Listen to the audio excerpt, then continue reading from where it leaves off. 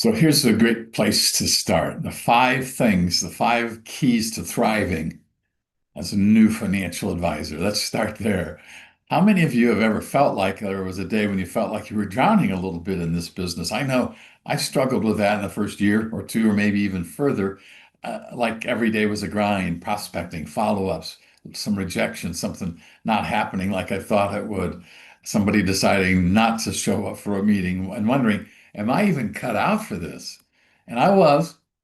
I eventually got so I loved it and loved making a difference. And, I get it. In your first few years, the gap between where you are and where you want to be can feel pretty wide.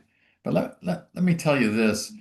There are some simple strategies, five, that I've figured out that'll bridge the gap. They're simple, but they require some action on your part, as you already know. Number one, prospecting. The life of your business. Many new advisors fail because they don't master prospecting. And here's the hard truth. Your pipeline's not empty because you lack experience or because you're too young or because you haven't learned everything. It's because you lack intentionality.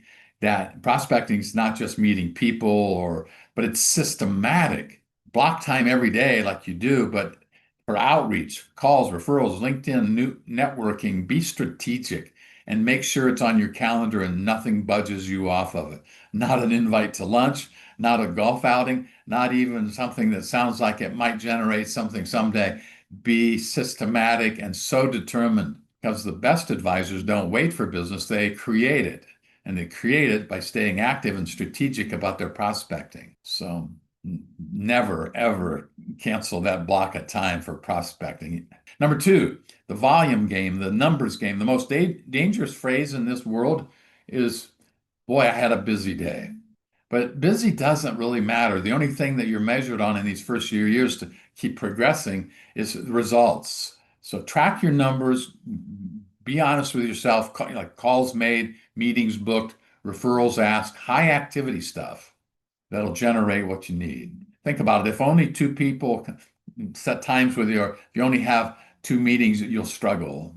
But if you talk to 20 people, you can't help but succeed. So just keep figuring out, how do I ramp it up? Activity is kind of like gravity. It pulls you toward success. That's a funny way to say it, Steve, but hopefully you. Number three, filling your pipeline. So when the pipeline is full, then it reduces the stress. That's obvious, Steve, but it does. Most advisors ride this roller coaster, let's call it the feast or famine roller coaster. They prospect hard 1 month, they get busy, they service clients, boom, and then the pipeline dries up, and oh my goodness sakes, mercy. The key is never stop filling that pipeline. Build a habit so that every single week, say 10 new meetings, no exceptions. That has to come before anything else, even your birthday party. Well, don't get too carried away, Steve. Um, it's not about today's business or today's sales. It's about making sure that you always have stuff coming in. And that's number three. Number four is converting first meetings into discovery calls. Here's where most new advisors lose clients. Do you know how? It's before they even get them. You know what's happening? They sell too soon. First meetings aren't for selling. No, no, no. They're for connecting. Clients don't care about what you do until they know you understand them.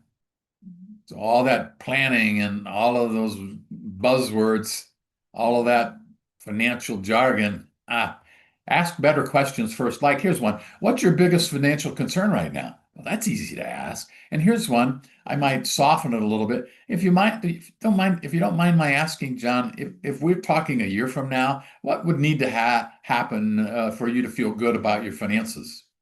If we were talking a year from now, what would have to happen? If you catch yourself pitching, uh, more listening. That's how you turn a first meeting into a real discovery conversation. You're just there to understand. Don't solve too soon. Number five, turning discovery into a client sign up. Here's the secret. Here's the secret. People don't make decisions logically, not about their money. They base them more on emotion and then justify with logic. And you're going to have that one or two prospective clients that have to look at every detail. And I get that, but it starts with an emotion, some sort of pain or hope or dream. So your job, connect their pain to your solution. Their pain, your solution. No generic solutions. Say this, Sally, you told me your biggest worry is running out of money in retirement. So what if to ensure that you never do, that would give you peace of mind, wouldn't it?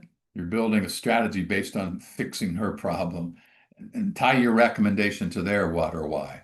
And, and then signing up a new client becomes the obvious next step. People want and need your help. And they want it and they need it, don't they? They need it for sure. So then the final thought here, the business of belief. It's grit your teeth, it's belief. At the end of the day, success isn't about how many products you know or something new coming out or how perfect your presentation is. It's about belief. Belief in your process, your activity, and your ability to help people.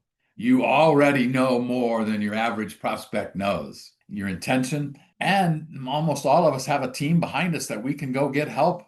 We can go get help anytime we need. If I times when I got in a little too deep, like maybe an estate plan, or sometimes it was just something simple like long-term care, I went to the best person I knew, somebody I liked, trusted, and knew that my clients would like and trust, and we did them together.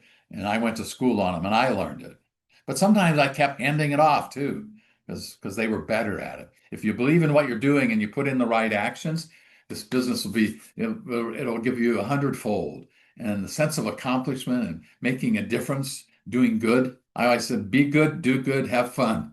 And so don't wait for the success. You can go build it, okay?